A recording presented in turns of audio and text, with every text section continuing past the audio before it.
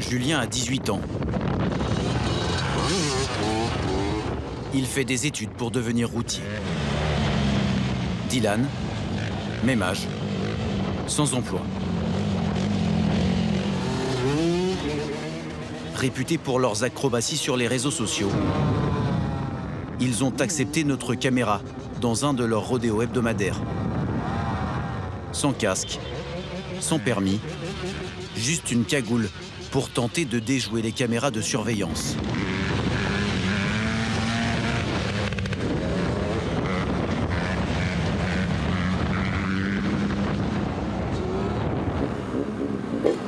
Pourquoi tu fais ça?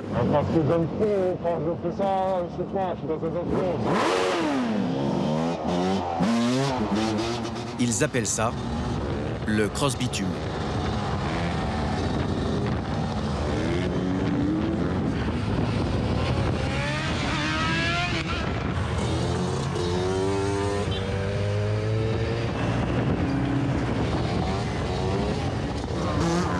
Une semaine plus tôt, un jeune Marseillais de 19 ans est mort en percutant un poteau. Pour la justice, lui aussi était en plein rodéo.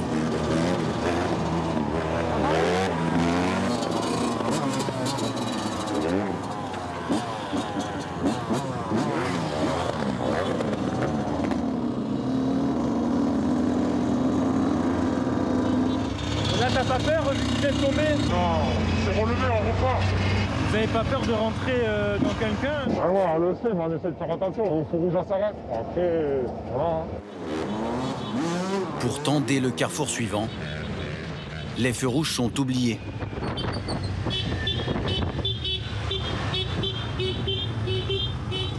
Comme toutes les autres règles du code de la route.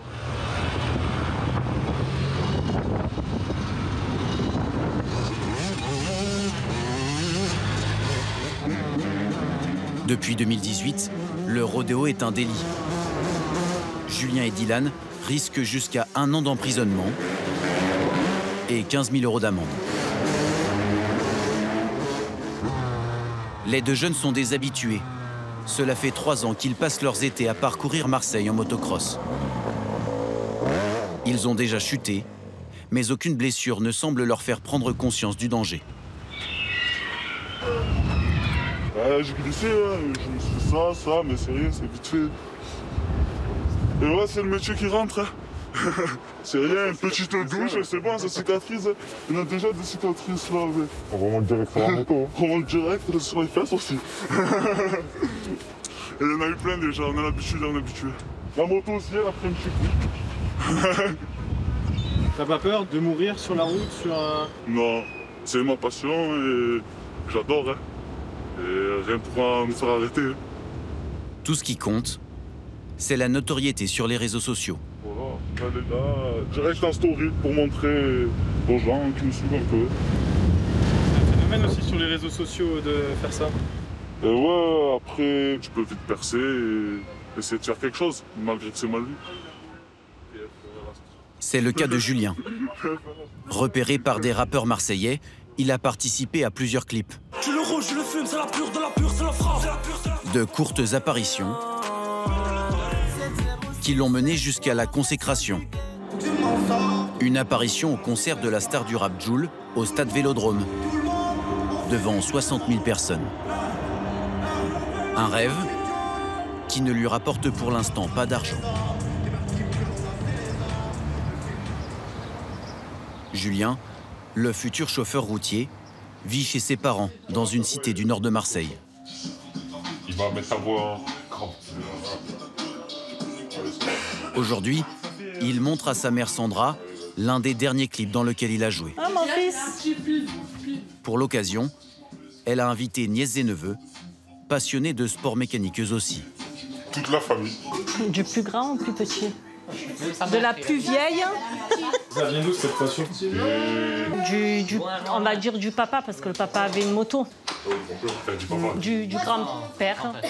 Après, mon frère en faisait avec ses amis et petits, ils ont commencé à avoir la même passion. Mais devant ces images, cette mère au foyer hésite.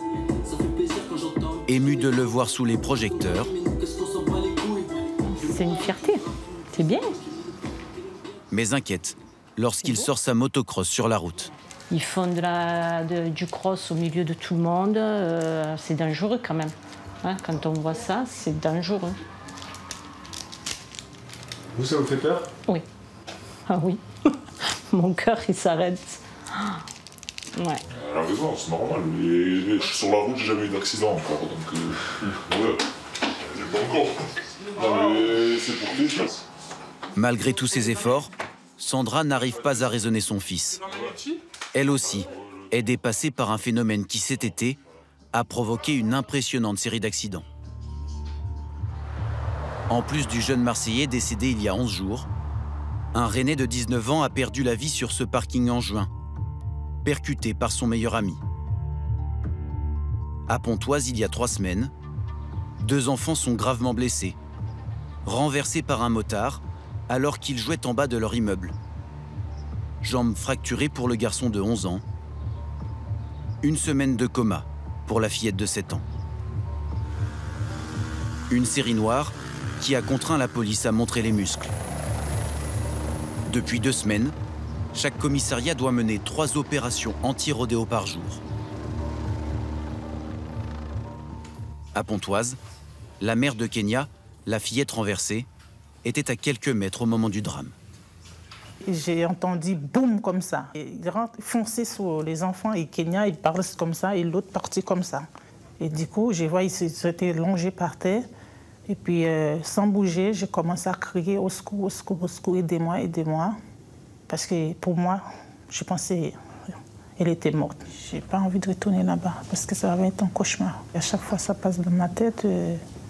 Je ne peux pas vivre ce genre de choses comme ça. Non, ça va être dur pour moi. Je ne peux pas. Il faut que je parte de là. Non, il faut que je parte. Kenya est sortie de l'hôpital. Sa mère a trouvé une solution pour se reloger. Après avoir fui, le chauffard de 18 ans s'est finalement rendu au commissariat de la ville. Il a été placé en détention provisoire. Pour l'avocat de la famille, l'accident était prévisible. Il a récolté de nombreuses vidéos tournées avant l'accident pour prouver que le phénomène ne date pas d'hier. Voilà, ça c'est une vidéo dans le quartier de Marcouville, là où réside ma cliente. C'est un cortège de motos, une dizaine de motos, une douzaine de motos là, qui passent, qui font un bruit assourdissant, qui pourrissent la vie des riverains. Un autre rodéo aurait lui aussi pu virer au drame. Sa cliente a décidé de porter plainte contre l'État pour inaction.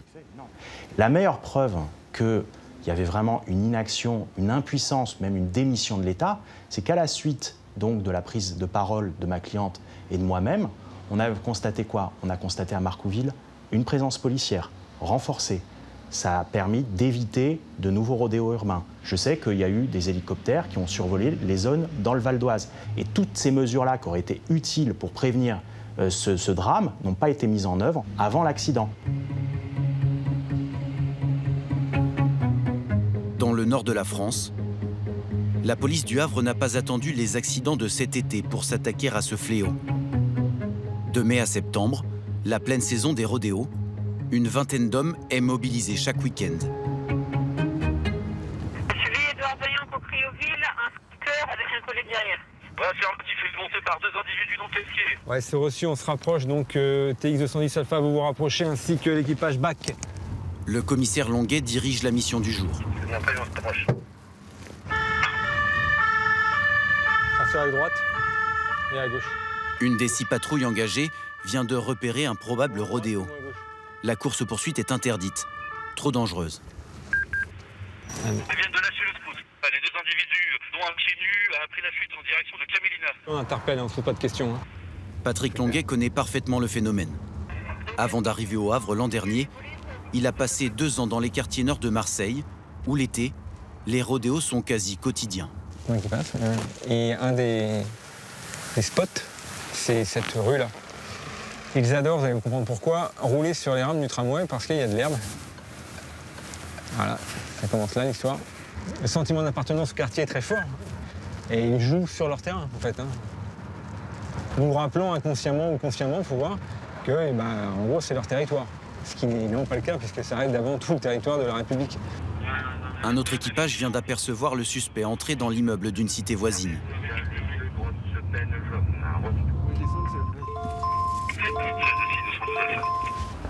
Les policiers ont fouillé les appartements un à un. Bonjour. Il est rentré chez un mec comme ça. Et ils sont enfermés chez un mec qui était planqué dans un placard. Il a dit ça. Dans un placard. Il a mis droite au collègue. Non, mon pas. Le passager ne sera pas retrouvé. Chaussette blanche, ouais, c'est lui. Le scooter, récupéré quelques rues plus loin. Allez, tu te mets au milieu. Le scooter ressort volé depuis quelques heures. Donc ils l'ont volé en ville basse et ils font ils font des cons avec sur la ville haute.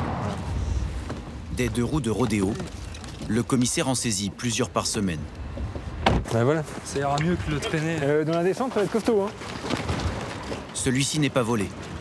Il a été abandonné par son conducteur. Posez-le là parce qu'on n'a pas la suite. Donc on peut supposer que le propriétaire, en lâchant le scooter, a arraché la plaque, espérant qu'on ne remonterait pas dessus, sur lui. Bon, ça va pas être compliqué, le numéro de série, il n'y aura pas de difficulté, mais on n'a pas affaire qu'à des intellectuels. Donc voilà. Dans les sous-sols du commissariat, une quarantaine d'autres véhicules saisis depuis le mois de mai. Il y a 15 jours, on fait 3 quads. Celui-ci en plein centre-ville et ces 2-là dans un quartier du Havre. Ça, c'est dimanche dernier. La plupart de ces motocross ne sont pas homologués pour rouler sur la route. Si l'infraction est caractérisée, le juge ordonnera leur destruction. Le cauchemar des motards. Elle valent très cher, ça peut monter à 8 000 € une moto comme celle-ci. Donc quand ils savent qu'elle va finir en petits morceaux, ça les énerve. Mais c'est la meilleure peine à leur infliger. Et au moins, c'est une moto qu'on ne reverra plus sur la voie publique. Puisqu'elle sera détruite. Exactement, parce qu'en plus, dès le départ, elle n'a rien à y faire. Au Havre, depuis 2018, une cellule spéciale de 4 agents est chargée de retrouver les auteurs de rodéo. Karine Levieux dirige cette unité. Grâce au numéro de série du scooter blanc abandonné la veille, elle a identifié son propriétaire. Police? Y a quelqu'un? Karine le connaît bien. Rodéo urbain, mais aussi vol et trafic de stupéfiants. Il est là. Les policiers retrouvent l'homme, caché dans son placard. Mais l'affaire va se compliquer. C'est qui toi? Le suspect a un frère jumeau, lui aussi délinquant multirécidiviste. Parce que je comprends pas si c'est pas toi de Nalone. Pourquoi il y a la pièce d'identité de Nalone ici si Nalone il n'habite pas là? Ils sont 2 frères jumeaux et ils jouent sans arrêt sur les prénoms de l'un de l'autre. Mais vraiment très jumeaux. Du coup, on est obligé à chaque fois de vérifier avec les empreintes pour savoir lequel va être Nalone. Et il y a 1 mois et demi, c'est déjà fait. On pensait interpeller Nalone. Et c'était un mot qui s'était fait passer pour Nalone. Après vérification, il n'a cette fois pas menti sur son identité. Quelques heures plus tard, son frère, le propriétaire du véhicule et auteur présumé du rodéo, se rend à la police. Donc je vais demander une signature électronique. Il faut venir par ici. Avec la souris, vous cliquez à gauche. Et dans le cadre, parfait. Il est placé en garde à vue et sera convoqué devant la justice en juin 2023. C'est la 2e fois de l'été. C'est loin, là ça va être dans 1 an. Enfin, pour eux, c'est pas tout de suite et ils ont l'impression qu'on les a pas punis par rapport à ce qu'ils ont fait, quoi. Donc ça, c'est compliqué à gérer. C'est compliqué à gérer, ouais. Et à leur faire prendre conscience, eux, du mal qu'ils ont fait, quoi. Tout est signé. Pour leur faire réaliser la dangerosité de leur comportement, certains cherchent des alternatives à la réponse judiciaire. Viens piloter sans stress, il y aura pas de gyrophare déstress, ni de voiture accidentée, en feu détresse. Viens apprends à mes histoires et décompresse. Soussou, qu'est-ce que t'en as pensé du séjour? Mada est éducateur. Avec son association, il fait découvrir aux jeunes de la banlieue lyonnaise le vrai motocross, pas celui de la rue. Ils ont grandi avec cette unique et seule référence. Le cross bitume, pour eux, ils voient une motocross passer devant eux. Pour eux, c'est normal. Sauf que nous, on leur apprend à travers une initiative, un projet, que c'est pas normal, que la motocross n'a rien à faire ici. Aujourd'hui, ils sont 8, entre 14 et 17 ans. Parmi eux, Soso pratique le cross bitume depuis 4 ans. Tu te poses la question justement de la police, la saisie des motos. Bah, ça fait mal, tu t'as beaucoup de sous pour acheter une moto, tu t'as fait saisir. Tu peux aller en prison pour le cross bitume. Dans ce club, des moniteurs vont leur apprendre les règles de sécurité de base. Est-ce que vous maîtrisez bien l'embrayage? Est-ce que vous pensez bien le maîtriser? Est-ce que vous le maîtrisez bien? C'est deux choses différentes. Gants, casque, lunettes, genouillères, c'est important. Ils ont toujours les bons réflexes? Non, pas toujours. Généralement, la première fois qu'ils viennent, les casques, etc., ils savent leur taille, mais par contre, ils savent pas les attacher. Si tu leur demandes comment attacher un casque, pour la plupart, ceux qui n'ont pas l'habitude, ils ont un petit peu de mal.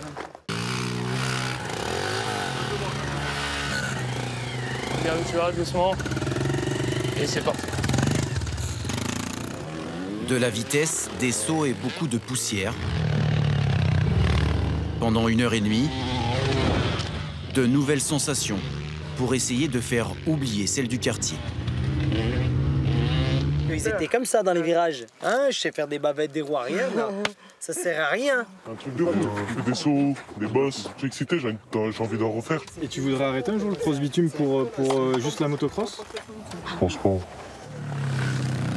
Le chemin est encore long. Depuis le début de l'année, plus de 1400 rodéos ont été signalés. 16% de plus que l'an dernier.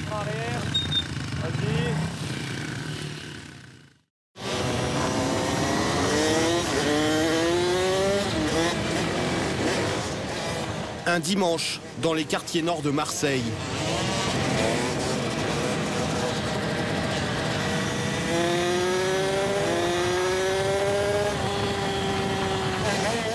Ces motards appellent cela une baraude, un rodéo en pleine ville.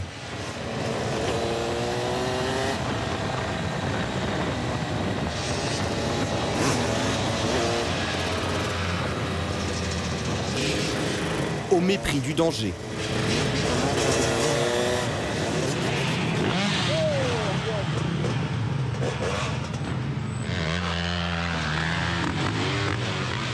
Faire des rodéos est un délit, passible d'1 an de prison, de 15 000 € d'amende et de la saisie des motos. Pourtant, ils ne se cachent pas et ont même accepté la présence de notre caméra dans cette chevauchée quasi quotidienne. Certains sont mineurs, parfois très jeunes. Presque aucun ne porte de casque.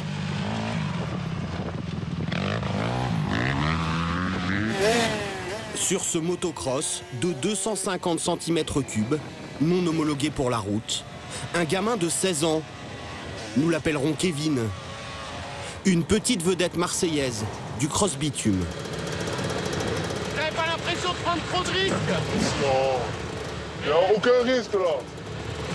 Pour moi.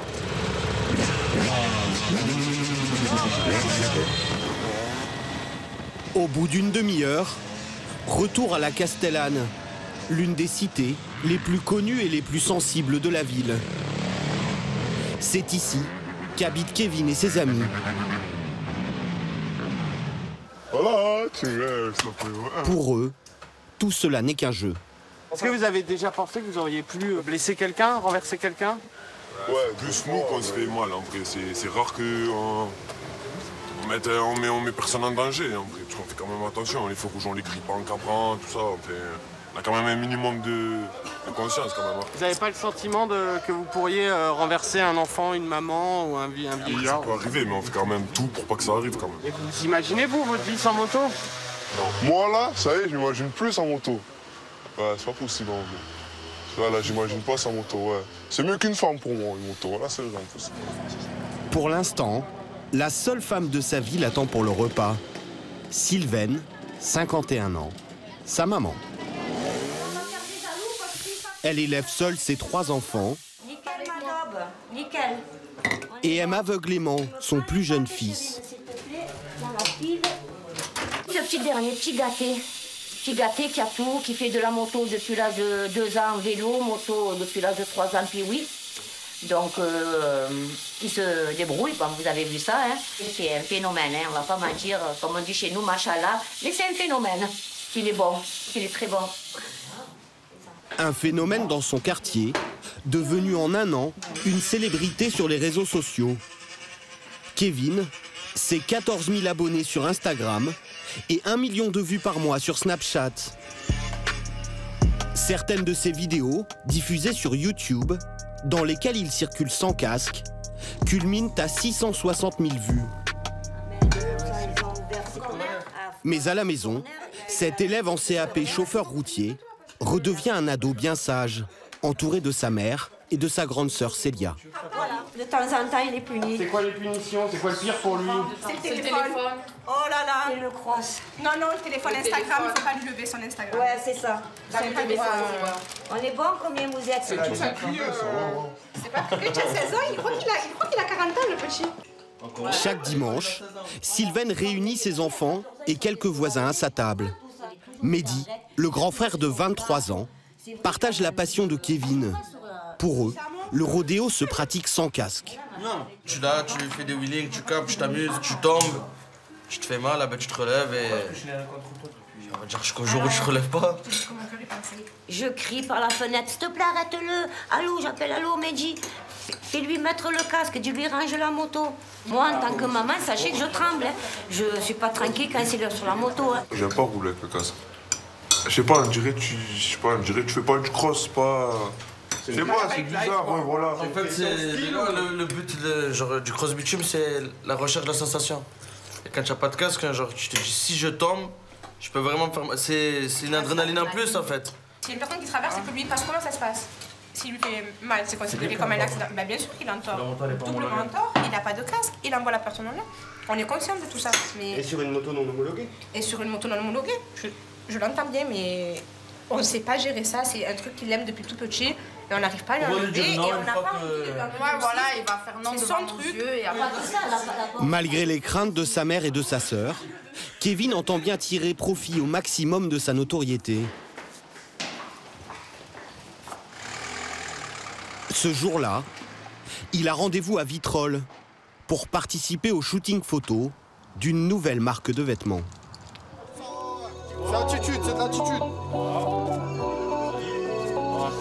Il prend la pose à côté d'un jeune rappeur. Voilà, c'est ça qu'on veut. De l'attitude, ça tue. À la baguette, Chapso, un styliste marseillais qui vient de lancer sa collection.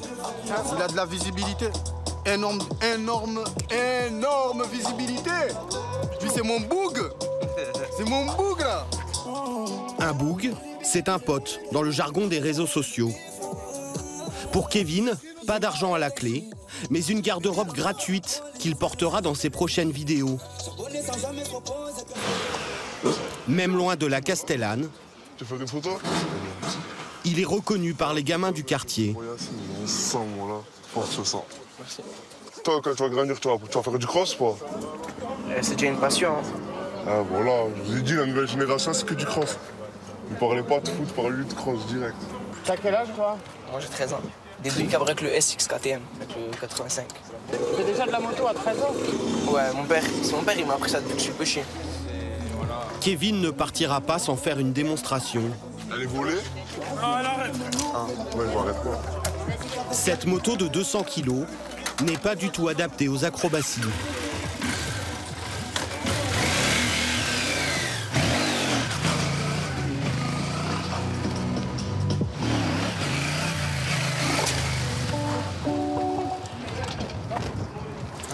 On aime vraiment tout, hein. TDM, GS, ramenez-moi ce que vous voulez. À 16 ans, je tords tout. Vous savez rouler sur toutes les motos, c'est ça? Toutes les motos. Ramène-moi ce que tu veux, je lève. Ouh! Ça, par contre, t'as tiré les avant-bras. Vu comment il a gonflé vite. Passion pour les uns. 2 boules. Fléau pour les autres. Au Verduron, une colline qui surplombe plusieurs quartiers, dont la Castellane, Nathalie est aux premières loges. Ça, c'est un T-Max. Tu commences à vous y connaître en moto? Ouais, je deviens experte.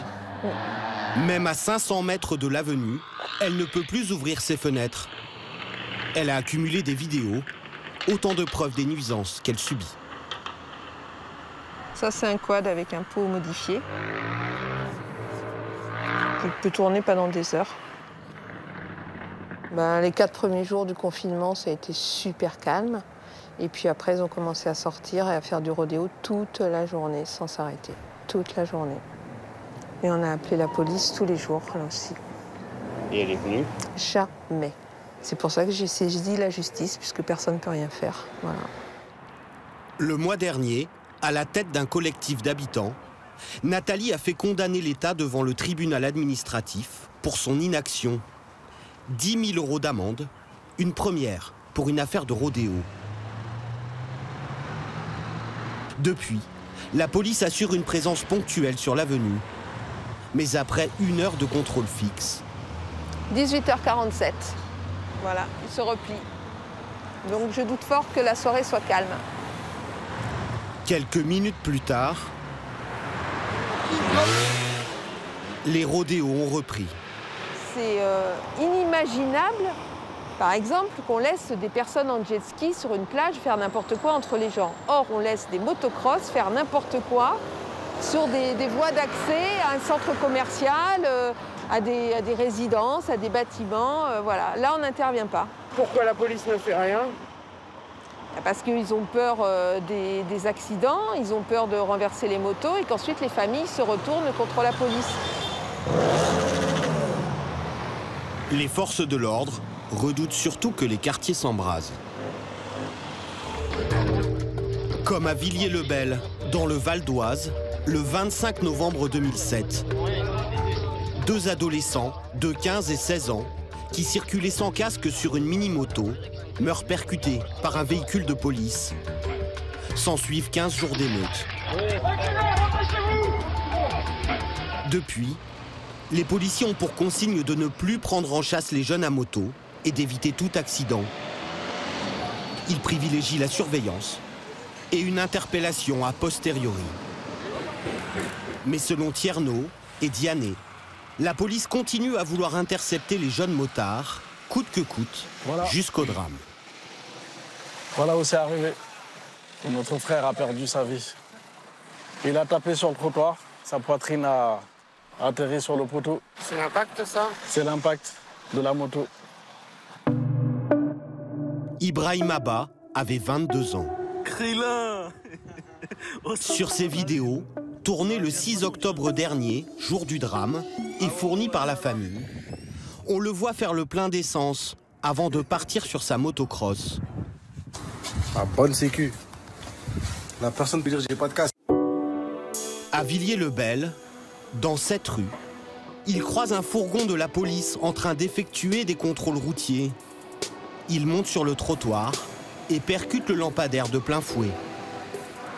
Sur ces images, tournées par un passant, on voit des policiers qui tentent en vain de lui faire un massage cardiaque. Selon les 2 frères de la victime, le fourgon lui aurait barré la route pour l'empêcher de passer. Un automobiliste qui était juste derrière mon frère, un copain à mon frère qui circulait avec lui en T-Max, qui dit clairement qu'ils lui ont délibérément barré la route avec la fourgonnette. En tout cas, son véhicule n'avait pas le droit de circuler sur la voie publique, quoi. Mais donc, est-ce que c'est pour autant qu'il faut le tuer alors dans ces cas-là? Il y a combien de gens qui traversent pas au passage piéton? Est-ce qu'on les tue? Un jeune de 22 ans. Les policiers prétendent de leur côté que le fourgon était simplement en train de manœuvrer et qu'Ibrahima arrivait trop vite. Un agent lui aurait demandé de ralentir, mais il serait monté sur le trottoir en accélérant. Une information judiciaire pour homicide involontaire a été ouverte. À ce jour, aucune mise en examen n'a été demandée. Pour éviter toute confrontation avec la police, certains adeptes du cross-bitume ont fait le choix de se replier sur des lieux clos, hors de la circulation. Comme sur ce parking en région parisienne. Les plus prudents transportent leurs motos sur des remorques. Vous venez de loin? Dans le sud, oui. C'est combien de kilomètres d'ici? 40. 40 kilomètres. Et pourquoi vous la mettez derrière votre voiture? Ben, pour ne pas rouler sur la route avec.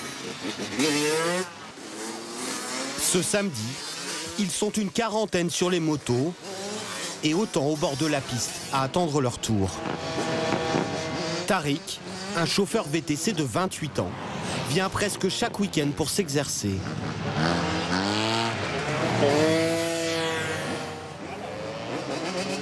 Alors le plaisir, c'est d'être sur un point d'équilibre, de jeter la moto en arrière et de gérer entre l'accélération et ton frein arrière. Soit à la main, soit au pied, le plaisir c'est le même. C'est un plaisir et des figures qu'on peut faire au milieu.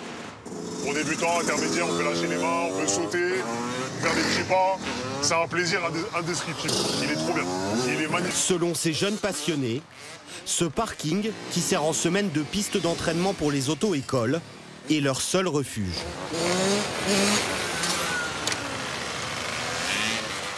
On a fait tous les spots d'Île-de-France, on les a tous fait.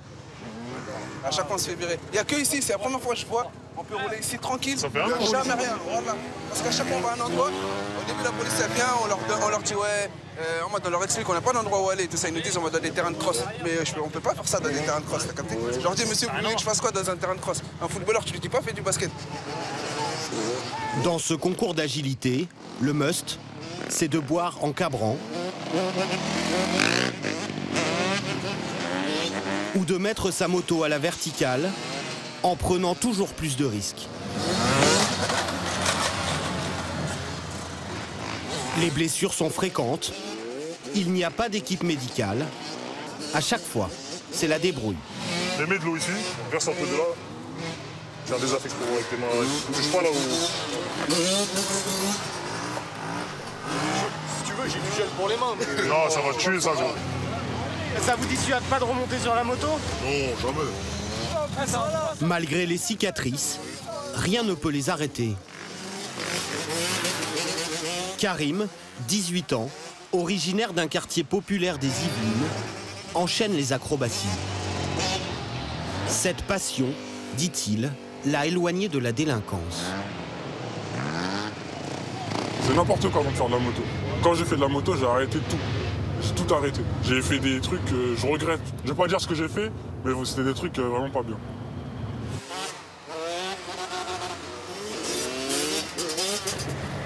En semaine, c'est un autre bolide qu'il chevauche, un scooter électrique. Et maximum quelle vitesse les scooters? 45. Pas plus? À la limite 50 en descente. Ça va, du moment qu'on est en deux roues, ça va. Karim est en CAP mécanique. Il livre des pizzas en parallèle de ses études pour financer sa passion. 15 heures par semaine pour 500 € de salaire. Tac, tac, tu me dois 26 €. Et tiens. Bon appétit, bonne journée. Hein. Merci. Vous l'avez déjà levé le scooter ou pas? Celui-là, là? Ouais. Non, faut faire la part des choses, on est au travail, on n'est pas pour s'amuser. Après 4 heures de livraison... Ça y est, c'est bon? C'est bon, t'as fini? Vas-y. Vas-y, bah demain? Demain, 11 h? Vas-y, 11 h comme aujourd'hui. Vas-y, ça marche à demain. Vas-y, tout à l'heure. Karim rentre chez lui, à moto. Une sportive de 600 cm3, achetée d'occasion 4 000 €. Vous avez le droit de rouler avec? Non. Actuellement, j'ai pas le droit. Pourquoi? Parce que j'ai pas le permis. Donc là, quand vous roulez, si vous avez un accident, je me prends une amende, je vais en garde à vue, et la moto, elle va en fourrière. ça vous fait pas peur? Bah si, quand même. Hein. J'aimerais bien être en règle. Ne plus avoir de stress quand je roule. Pour obtenir sa carte grise et l'assurance, il a demandé à un ami de servir de prête-nom. Mais conduire sans permis est un délit, passible d'1 an de prison et de 15 000 € d'amende.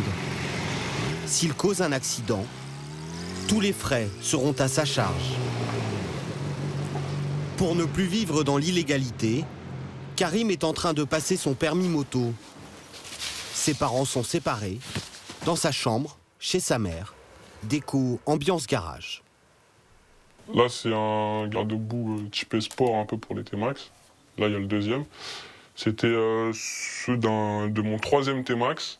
Et après, ça, c'était mon 5e T-Max. En 3 ans, il a possédé 11 scooters et motos. Il les achète endommagés. J'ai gardé des pièces. Les retape, puis les revend avec un bénéfice. J'ai encore des carénages encore en plus. Même là. Là, il y a beaucoup de pièces. Il y en a partout. Il y en a un peu partout. Et encore, j'ai rangé parce que sinon, ma mère va me tuer. Même à un moment, je mettais mes motos dans ma chambre. Même mon scooter, mon premier scooter. Celui-là, mon premier scooter. Je le mettais dans ma chambre. Mais pourquoi? Ben, parce qu'au moins, c'est devant mes yeux. Je sais pas, je me sens mieux après. Parce que là, je fais que de faire des allers-retours pour voir si ma moto elle est toujours là, si on me l'a pas volée, si on me l'a pas vandalisée. Et des fois, je me réveille dans la nuit, je vais voir, jette un coup d'œil, je reviens, je me rendors. Et après, je suis crevé la journée un peu. L'argent gagné en vendant ses motos et en livrant des pizzas lui a permis de réaliser son rêve. Ah, donc Paris a bien vu. C'est comme ça que ça se passe. En janvier dernier, il a passé une semaine aux États-Unis lors d'un grand rassemblement. Le timide gamin de cité, qui n'avait alors que 17 ans,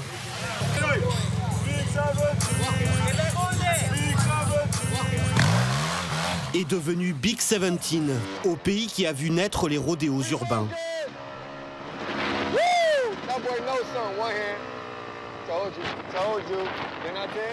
Et là, il y a un gars de Miami qui me demande de faire des roues et il voulait me filmer. Et là, de l'autre côté, tu vois tous les autres Américains qui étaient là pour la baraude. Et en vrai, cette vidéo-là, je la kiffe de ouf. Pendant peut-être 15 minutes, je m'arrêtais pas. Je chantais plus mes bras, je savais plus où j'étais, mais je continuais. Ah, j'étais au top de ma forme, j'étais loin dans ma tête, là. J'étais dans l'espace. Depuis que nous l'avons rencontré, Karim a obtenu le permis de conduire.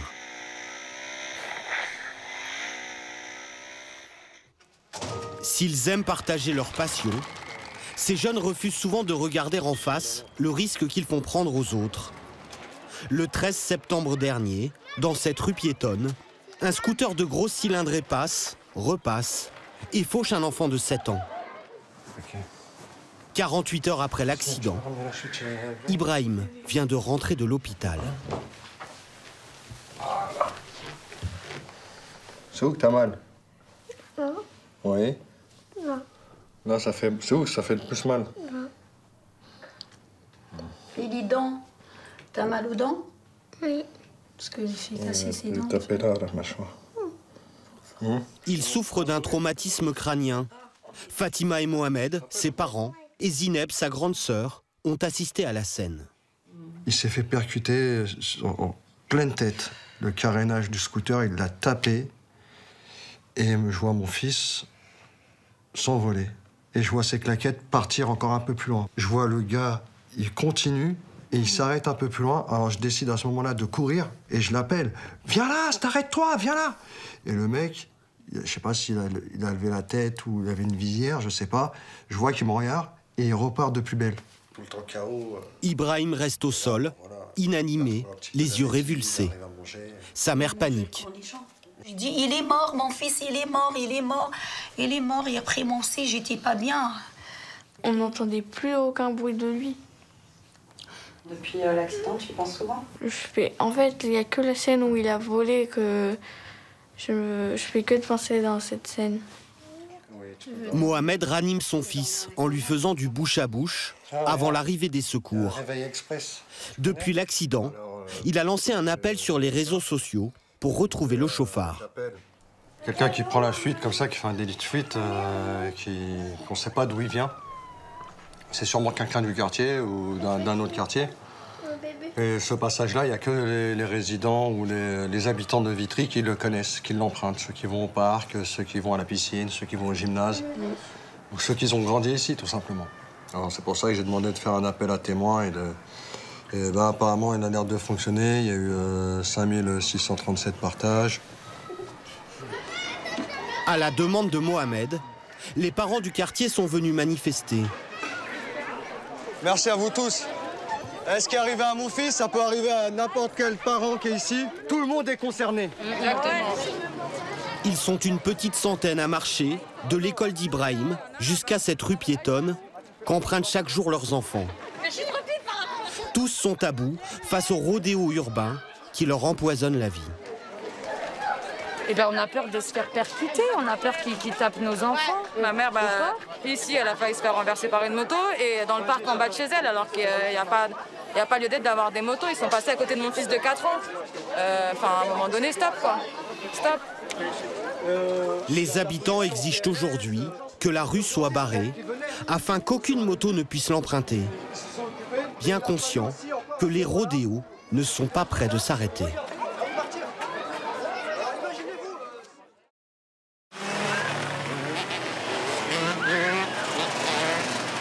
C'est un rendez-vous clandestin au beau milieu des champs.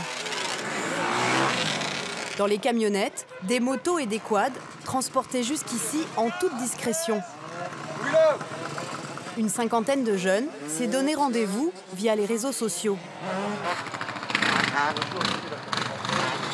C'est bon ou tu veux un coup de main? Ils viennent de toute l'Île-de-France. Des copains du dimanche qui se retrouvent pour partager leur passion, le cross bitume.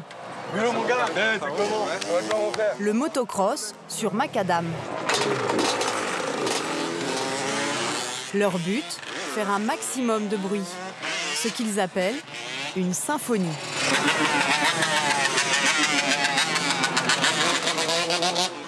Ils se livrent à des acrobaties, parfois sans casque. Des lâchers de guidon ou du wheeling, de la conduite sur une seule roue. Parmi eux, Sébastien, Pac de son nom de rider. À 34 ans, c'est le doyen de la bande, l'un de ceux qui organisent ces rodéos sauvages et illégaux. Ici, c'est un peu, chacun fait ce qu'il veut, il y a un peu ce sentiment de liberté aussi, c'est ça le truc. Tu penses pas au danger quand t'es dessus, tu penses pas à tout ça, tu penses que t'es dans ton délire, c'est comme... Et ouais, non, je suis dans mon délire, je pense que à ça. Après, en même temps, il y a de la concentration, il y a du plaisir, il y a de la sensation. Ça arrive souvent qu'il y ait des accidents? Ouais. En général, quand on sort tous les week-ends, il y en a un. C'est-à-dire que c'est vrai, quand ça chute, ça claque une première fois le béton. Des fois, il y a des os qui cassent, mais ça reste assez rare. Surtout, ce qui se passe, c'est de la brûlure. La plupart des véhicules sont des engins de cross. Ils ne sont pas homologués pour rouler sur la voie publique. Rapidement, quelques quads s'aventurent en plein milieu des champs.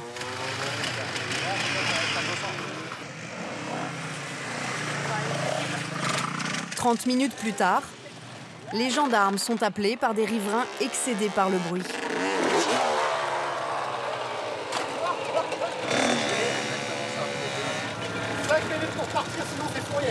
Bonjour, messieurs.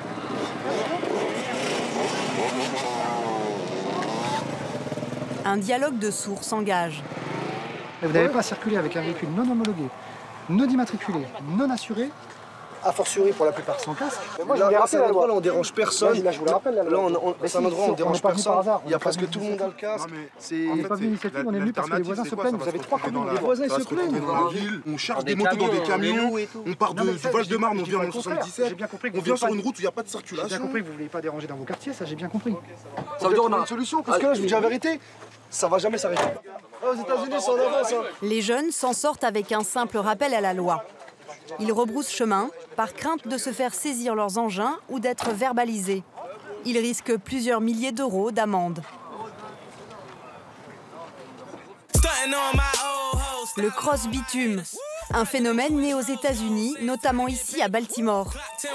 Là-bas, les riders s'amusent à filmer leurs exploits. Ce rodéo urbain est apparu dans les années 90, quand les gangs voulaient marquer leur territoire et narguer la police. Des images qui ont fasciné les amateurs de 2 roues en France, comme ici en région parisienne. Qui sont ces cow-boys du bitume qui jouent au chat et à la souris avec les forces de l'ordre et dont le passe-temps peut virer à la tragédie?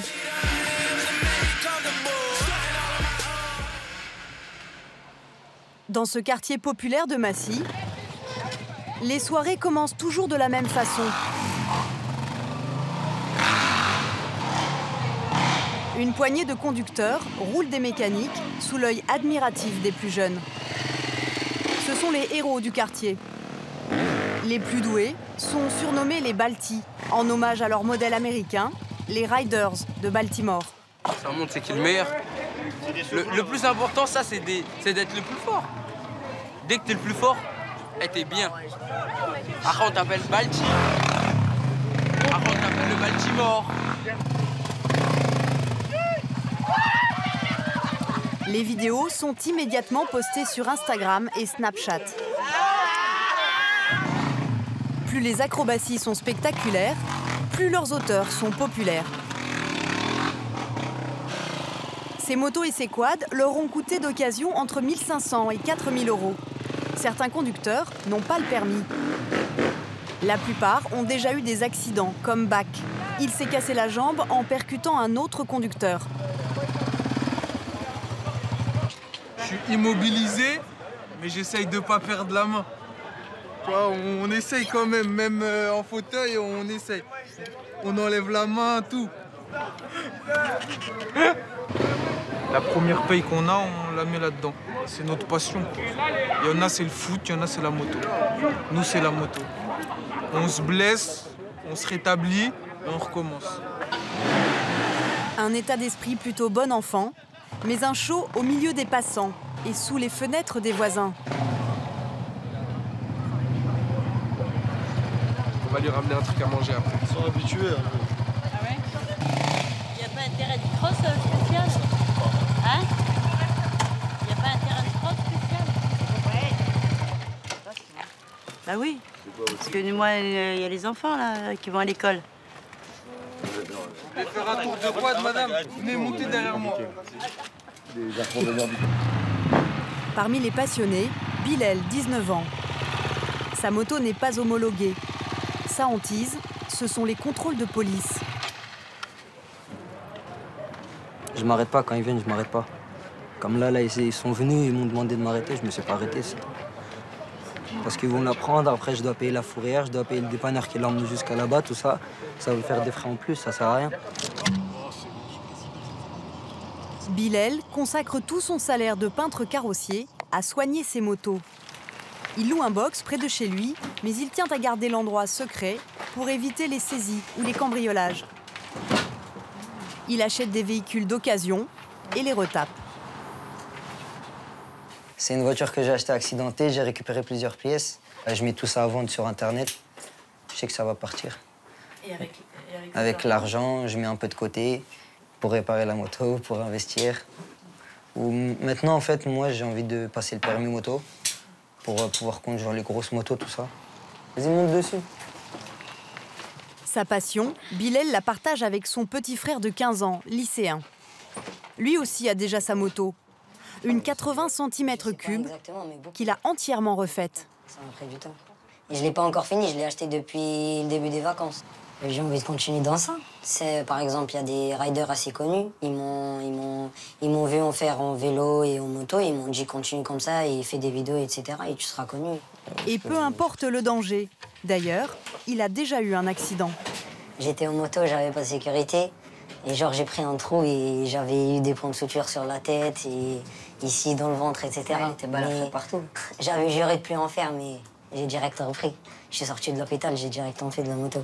Et ta mère, qu'est-ce qu'elle a dit? Elle a rien dit, ma mère. Elle dit rien, mais elle me dit juste faites attention.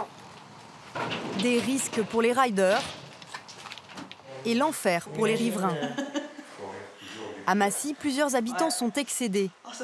Par peur des représailles, ils préfèrent témoigner anonymement. Sous leurs fenêtres, une ligne droite. L'un des circuits préférés des motards.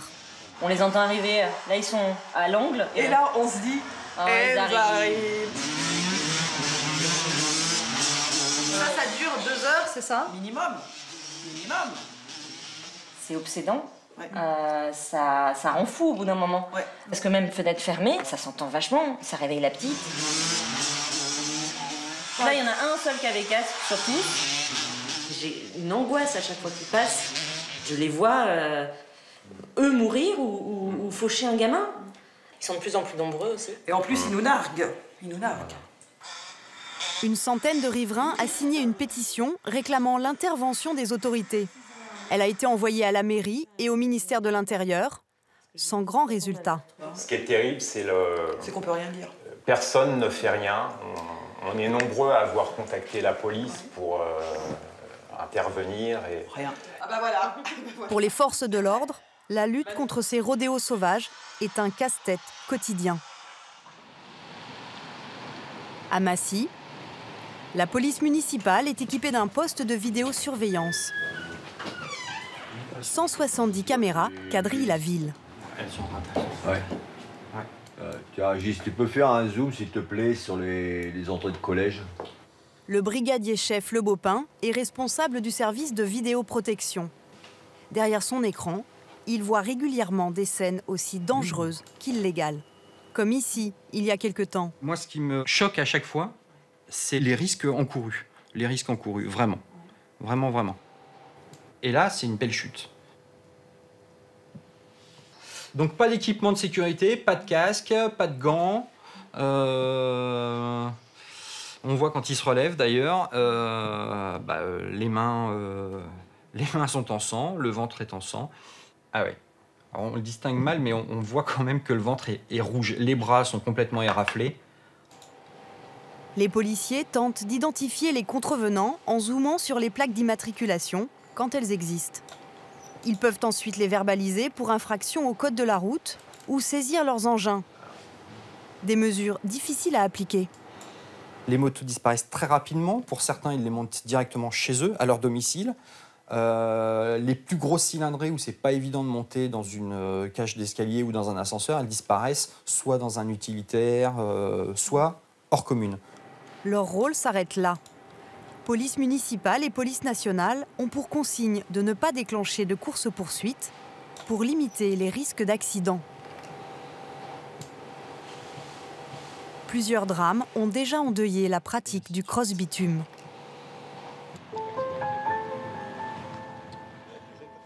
Marie et Claude ont perdu leur fils Curtis il y a 5 mois dans un accident, alors qu'ils conduisaient un quad.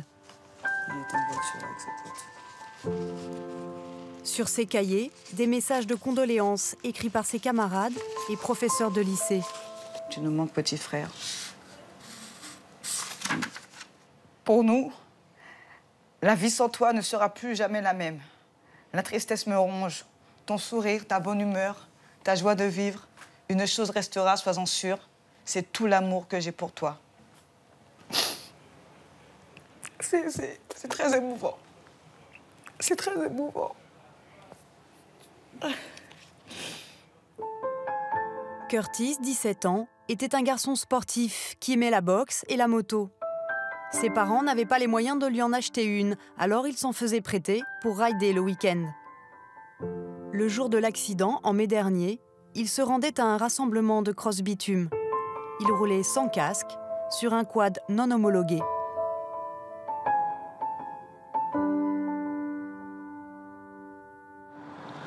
Sa grande sœur, Léana, était avec lui quelques instants avant le drame, devant cette station-service où il gonflait ses pneus. À ce même moment, en fait, j'aperçois une voiture et on va dire à l'attitude des personnes présentes dans la voiture que j'ai une intuition et je lui ai dit attention, il y a les policiers. Sur le coup, il s'est dit à la police, je suis en quad, j'ai pas de casque, qu'est-ce qui peut m'arriver, vous me contrôlez, sachant que le quad n'était pas à lui aussi, donc il a peut-être pensé à son ami. Curtis prend peur, s'enfuit au volant du quad et va percuter un bus à l'angle de cette rue. Il y a quoi? Il y a 200 mètres et en 10 secondes, tout a basculé. Le jeune homme est emmené à l'hôpital dans un état désespéré. On était chacun à côté de lui. Papa et maman étaient là. Jusqu'à ce qu'il y ait le train. 23h47. Plus de souffle. Voilà. Les circonstances de sa mort font aujourd'hui débat. La famille estime que les policiers ont mis la vie de Curtis en danger en le poursuivant pour le contrôler. Elle a porté plainte. La police, elle, nie formellement. Une information judiciaire a été ouverte pour homicide involontaire. Une semaine après la mort du jeune homme, une centaine d'adeptes de cross-bitume lui ont rendu hommage dans les rues de Massy. À leur façon. Une coutume chez les riders, à chaque fois que s'allonge la liste des victimes.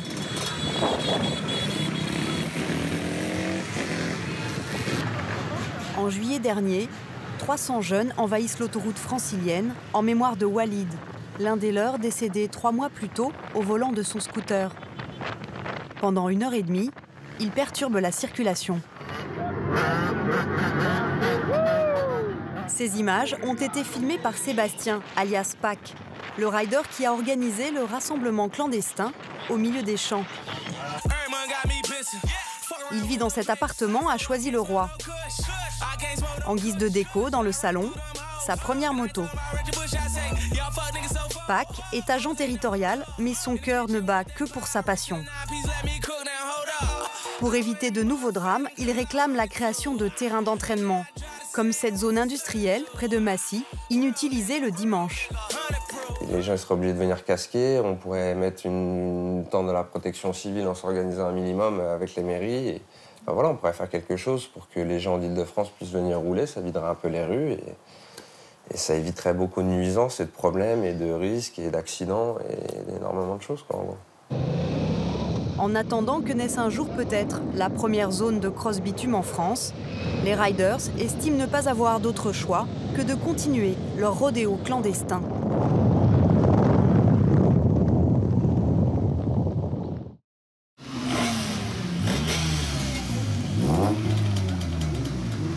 Sur ce parking, comme tous les vendredis à Bordeaux, 1 millier de personnes assistent à un rassemblement de voitures trafiquées. Mais ce soir-là, il va tourner au drame. Dans le public, des passionnés, comme Michael et son frère Jérémy. Excusez-moi. Non, j'ai j'ai mal. l'ordonnance dedans. C'est là dans ma sacoche. On fait le tour sur le parking, il y a des jolis bolides, on peut le dire. Et on voit des voitures qui passent. Vite. Une. Non, tranquille, doucement. Alexis, Kelly et Romain arrivent eux aussi comme spectateurs vers 21h à bord d'une Citroën C3 conduite par leur ami Kevin. On voit des véhicules qui pétaradent, bondir leur moteur. Il y a des petits kékés avec leur petite BM et ils font des petits drifts, mais voilà. Il y en a une qui s'est chié le virage, qui s'est pris le trottoir. Mais après, c'était rien de grave. Et voilà! Petit à petit, le rassemblement statique tourne au rodéo sauvage. Les voitures vont de plus en plus vite. Et les apprentis pilotes assurent le spectacle. Certains frôlent dangereusement le public. 23h15, Kevin et ses passagers décident de quitter les lieux.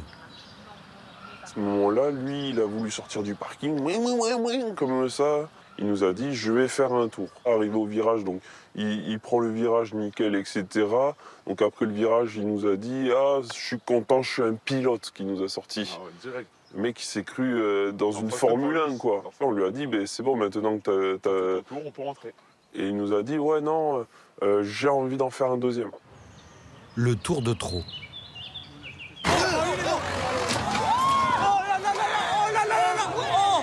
Son pneu avant droit, il a commencé à chasser.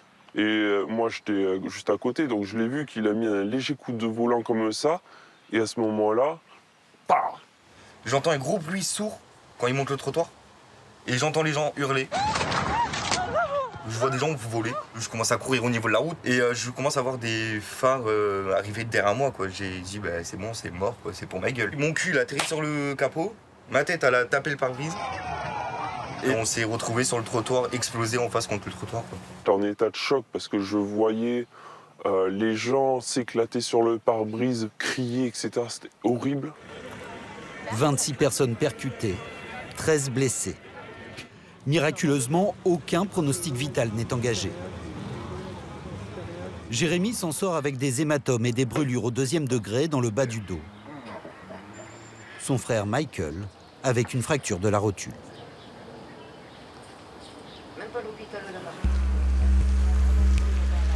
Des rassemblements de voitures trafiquées comme celui de Bordeaux attirent des milliers de personnes chaque semaine partout en France. Pilotes comme spectateurs sont des passionnés de sport automobile. Souvent, ces rassos, comme on les appelle dans le milieu, se terminent par des runs. Des courses de voitures illégales, sans aucune sécurité pour les spectateurs, qui aujourd'hui font l'actualité avec 2 accidents graves en un mois. La justice vient de condamner un chauffard à de la prison, mais a également jugé des spectateurs victimes, co-responsables de ce qui leur est arrivé.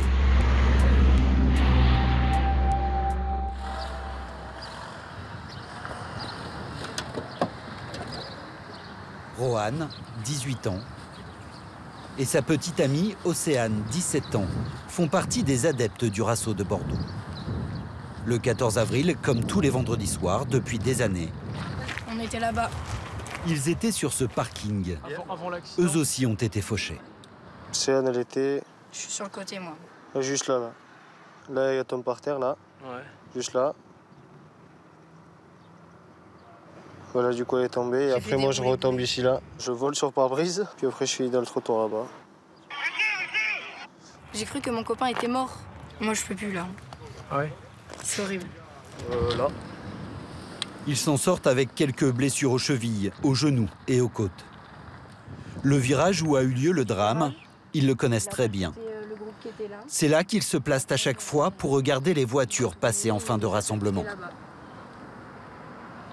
Tous les vendredis, il y a des voitures, ils arrivent, ils passent à fond la caisse ici et ils se rentrent dedans. Ça arrivait plus d'une fois. Jusqu'à l'accident, Rohan, chauffeur-livreur, et Océane, apprentie coiffeuse, n'avaient pas conscience du risque qu'ils prenaient en assistant au run. La voiture est une passion dans laquelle ils placent tout leur argent. Pour sa dernière acquisition, Rohan a contracté un crédit de 7 500 €. D'avoir une Golf, c'est son rêve. Mais c'est surtout la puissance, lui. Ouais. Pour la rendre plus sport, il va entre autres trafiquer le moteur pour qu'elle fasse encore plus de bruit. Il va aussi changer les sièges et le pare-choc, 4 000 € supplémentaires. Je mets tout dans mes voitures. Si je pourrais mettre le salaire, j'y mettrais. Ah ouais? Ah oui. Vous allez y retourner maintenant, depuis l'accident? Rasso statique, oui, mais pas en run. Je vais pas y aller pour aller cartonner ma voiture. Au Rasso, Rohan et Océane avaient sans doute déjà croisé Kevin, celui qui les a percutés 6 jours plus tôt au volant d'une Citroën C3 automatique. Ce réparateur de téléphone de 32 ans n'avait consommé ni alcool ni drogue ce soir-là. Ses 3 amis présents dans le véhicule décrivent un jeune homme qui habituellement n'a rien d'un chauffard. Derrière son volant, c'est quelqu'un de calme, de posé, qui est toujours correct. Il roule tranquillement, comme une personne lambda, quoi. C'est loin d'être un chauffard. Donc c'est vrai que ce jour-là, il était méconnaissable, quoi. Il y a 7 mois, Kevin aurait déjà accidenté une voiture lors d'un rodéo sauvage. Le soir de l'accident, après avoir foncé dans la foule, sa réaction a sidéré ses passagers. Direct, il a repris le volant, il a commencé à s'enfuir. Donc délit de fuite. C'est vrai que même à un moment donné, on le voyait taper sur le volant. Putain, pourquoi j'ai fait ça? Kevin est interpellé quelques minutes plus tard. Selon son avocate, il aurait fui par crainte d'être violemment pris à partie par la foule. Elle ajoute: le mal qu'il a pu causer aux victimes l'affecte profondément et il leur présente ses excuses les plus sincères. Mis en examen pour blessures involontaires aggravées et pour délit de fuite, il est incarcéré dans l'attente de son procès le 7 juin. Il risque 7 ans de prison et l'obligation d'indemniser les victimes. Mais sa responsabilité pourrait être minorée. Car dans une autre affaire de rodéo urbain, à Clermont-Ferrand, il y a quelques semaines, la justice a considéré les victimes co-responsables de leur accident.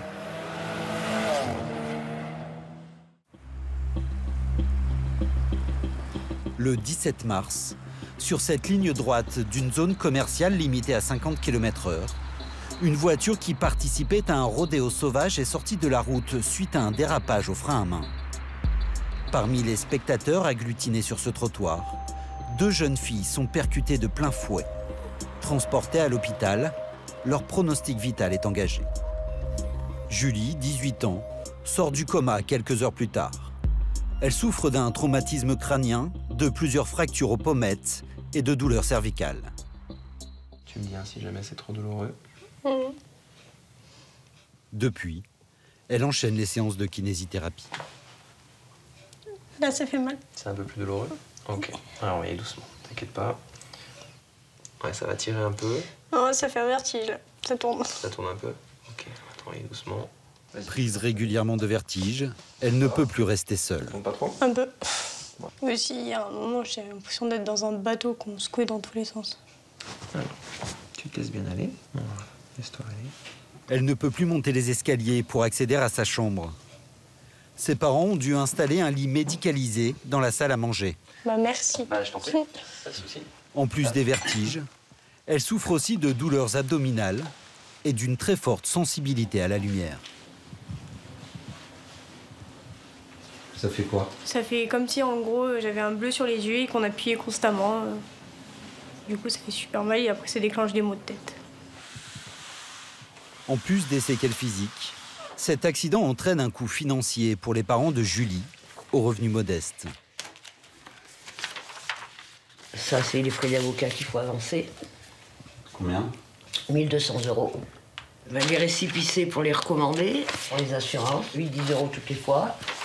Vous avez réussi à estimer tout ce que vous avez dépensé pour... En un mois je dirais bien 2000 €. Hein. On est au moins 2000 €, oui. C'est beaucoup pour vous? Ah bah oui. Mais oui. Parce que bon, c'est des choses déjà inattendues. Puis bon, mon mari est à la retraite. Moi, je suis licenciée. On n'est pas non plus... Parce qu'après, il y a les frais de déplacement. Bon, bah, il y a le gasoil, il y a... C'est tout des faux frais, mais famille de rien... Ça fait un budget, oui. Le conducteur de la voiture roulait sans permis et sous stupéfiants. Il a été condamné à 2 ans de prison avec sursis et a versé 5 000 € d'indemnité. Pourtant, les parents de Julie ne toucheront pas l'intégralité de cette somme. Car fait rarissime, le tribunal a jugé la jeune fille responsable à 20% de l'accident dont elle est la victime. Selon la Cour, elle se serait mise volontairement en danger en allant assister à cette course illégale de voitures. Les indemnités seront donc diminuées de 20%. Elle savait que c'était interdit, elle y était quand même. Mais je pense pas qu'elle s'est rendue compte de la gravité de ce qu'elle faisait. Ça, mais il est vrai que j'aimerais bien quand même pas en être de ma poche non plus, quoi. Julie, qui participait pour la première fois à ce type de run, s'est rendu compte sur place de l'incitation du public dans la prise de risque des pilotes amateurs. Ils sont tous présents, que nous, on est là à les acclamer, et donc eux, ils se sentent encore plus forts, puissants, que bah, malheureusement, ça fait ce que ça fait. Nous avons retrouvé le conducteur de la voiture. Zamir, 19 ans, apprenti cuisinier d'origine albanaise. Il dit assumer sa responsabilité. Selon lui, il n'était pas venu faire la course. Il se serait laissé prendre par l'ambiance de l'événement.